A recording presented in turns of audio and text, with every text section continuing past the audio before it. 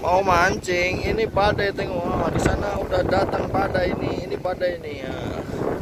Tuh, perahu aja nggak bisa masuk, kena badai. Ada bang dapat? Belum ya? Hah? Itu Tengok dulu nih badai.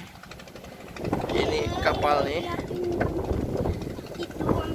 Tengok dulu orang itu aja melamun, nggak ada sambaran sedikit. Nih makanya. Sabar, tengok tuh. Emang hujan badai, kita nggak bisa mancing. Orang aja loh, nelayan aja pada pulang tuh. Takut kena badai. Inilah nelayan. Kencang juga ya.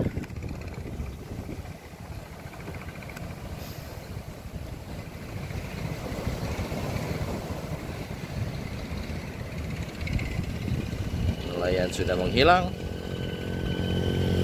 Ini posisi gerimis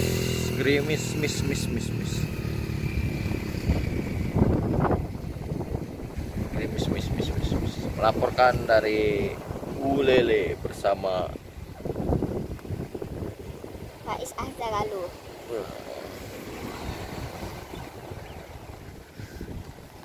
Babang.